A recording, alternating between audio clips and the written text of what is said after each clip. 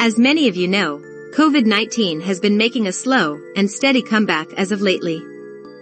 If you'd like to help prevent the spread and protect your friends and loved ones, we have the perfect solution. Graveyard Dance Full Face Gaiters. Not only are they durable and come in 3 colors, they can be easily washed and reused. These gaiters are great for people who have beards, or if you just like the added and extra security of a full face covering.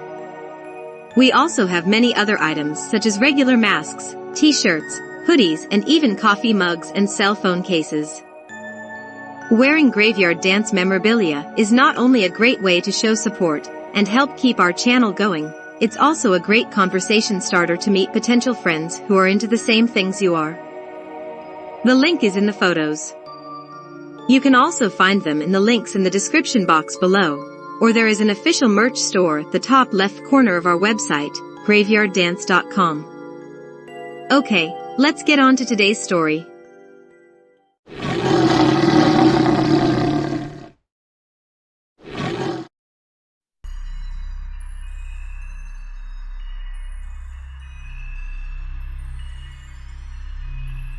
Who doesn't love a good camping trip? There's nothing quite like enjoying fresh air while laying on a river bank or a spot near a serene lake, fishing, and then cooking out by a campfire with a cold drink and some close friends. Most people return from a camping trip fully refreshed and feeling renewed. That wasn't the case for 4 teenagers at Lake Bodom on June 5, 1960. That night would be their worst nightmare come true. That morning, the 2 best friends who were both 15 years old at the time, Mila Ermeli Björklund and Anya Talikimaki, had went camping at Bodom Lake with their 18-year-old boyfriends, Seppo Antero Boisman and Nils Gustafsson. After spending some time on the lake, they had decided to go back to camp and set up their tent and get their campfire started. After enjoying some relaxing time around the fire, they decided to go to sleep and slept until sometime around 4 a.m. to 6 a.m. They must have heard someone outside and were awoken to see what it was, because all 4 of the youths were attacked and 3 would not survive. It started by someone cutting and stabbing through the tents. Anya Talikimaki and her boyfriend, Seppo Antero Boisman, were found murdered in their tents. They both received severe beatings with a blunt object and was stabbed several times. Mila Ermeli Björklund got the worst of it, and it appeared that she had been sexually assaulted. Her pants and underwear were removed and she was beaten savagely as well as stabbed many times. Whoever had committed the sickening acts had laid her young body across the tent. Her boyfriend was also found unconscious and had broken facial bones and stab wounds, and he was the only one of the 4 to survive. Young boys in the area saw the tent collapsed and had seen a tall, blonde-haired man walking away from the campsite, but they had missed seeing any of the bodies. The bodies were discovered at around 11 a.m. that day by a man named Esko Oiva Johansson. After interviewing Gustafsson, the description of the murderer baffled police. He claimed the killer had bright red glowing eyes and was wearing dark clothing.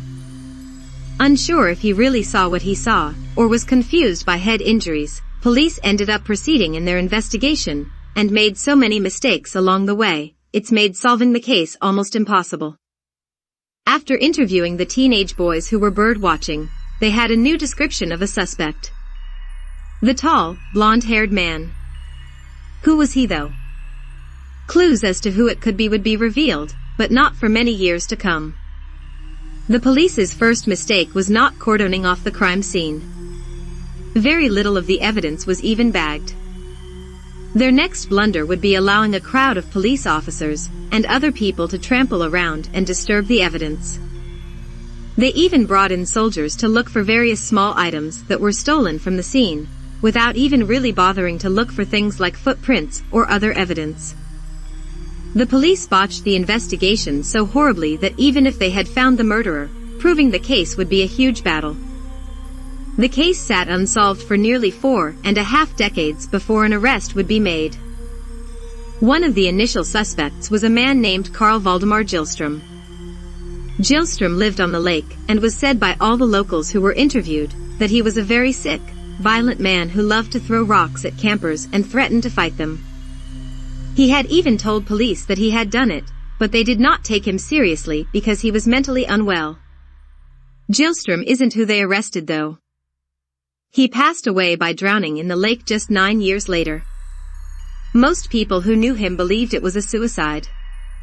Another suspect they looked into was Hans Assmann. Hans lived on the lake, several kilometers from where the murders took place. The only real reason why Hans was looked into was because he had showed up at the local hospital on the morning of the 6th, which was 2 days after the murders, wearing bloody clothing. Hans had an alibi for the night, and was never arrested. In early 2005, the Finnish National Bureau of Investigation claimed the case was solved due to new forensic evidence. They arrested none other than Nils Gustafsson, the lone survivor of the Lake Bodom murders. According to the prosecution, Gustafsson had gotten drunk, and a fight between the two boys broke out which led to him killing his friend and the girls. No motive was given, but they claimed that blood splatter, or the lack of it, was what led investigators to believe it was him. Another reason was, he fit the description of the tall, blonde-haired guy who was seen walking away from the crime scene. Police believed Gustafsson murdered his young friends, and took various items from the camping site to make it appear to be a robbery. One of the things that was taken was especially odd. The keys to one of the boys' motorcycles was taken, but the bikes remained at the scene.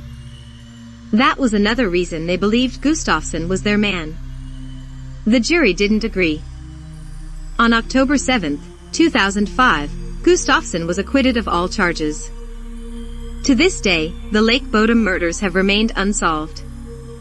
In the decades since the killings, the Lake Bodom murders have become famous by multiple books and movies being made on the subject.